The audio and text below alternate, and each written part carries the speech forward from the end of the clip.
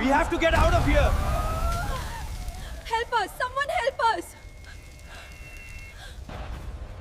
We begin tonight with the devastating fire at Gul Plaza, which authorities are calling a major tragedy.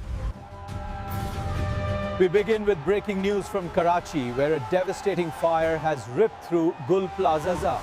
Okay, let's talk about the Gul Plaza fire. What happened in one of Karachi's busiest commercial hubs? Well, it became so much more than just a news headline. It was a tragedy that really exposed some deep and honestly alarming cracks in the city's infrastructure and the way it's run. We are humans, not animals. I mean, just let that sink in. This was the heart-wrenching cry from a victim's relative right there at the scene. And that one sentence, it just captures all the raw anger, all the desperation of people who felt completely and utterly failed. It tells you everything you need to know about what went wrong here. So to really understand that cry, we've got to go back to the very beginning, to the exact moment that first spark ignited and the absolutely terrifying speed at which it just consumed everything in its path. The speed of this thing was just staggering. Eyewitnesses said it started with the wiring, and within, get this, just 3 to 4 minutes, the entire ground floor was a sea of fire. There was practically no time to think, no time to react, let alone get out. As the building burned, the story quickly stopped being about property and started being about people. It became a story of those who were trapped inside and the gut-wrenching anguish of their families waiting outside, just desperate for any news at all.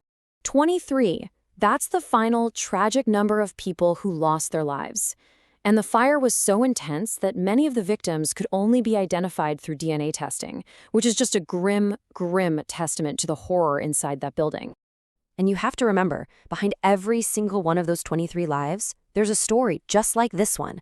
An uncle frantically searching for his 18-year-old nephew who had just started a new job. Each number was a person, a family, a future that was just wiped out in an instant. The human cost, of course, was immeasurable, but the financial toll, also catastrophic. The estimated loss for the shopkeepers in Gul Plaza was over 3 billion rupees. For so many, that was their entire life savings just gone, turned to ash. This quote from a shopkeeper, it really says it all. Imagine that, 2 decades of hard work, of building a business, of taking care of a family, all of it gone.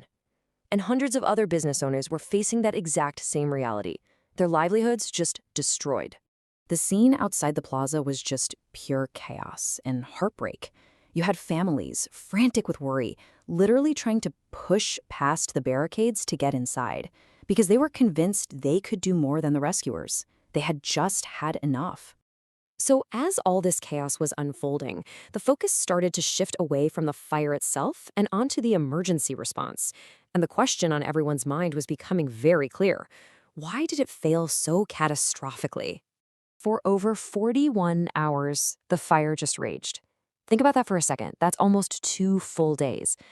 Even after they said the main blaze was controlled, flames would just keep flaring up again and again. It was a sign that this battle was so far from over.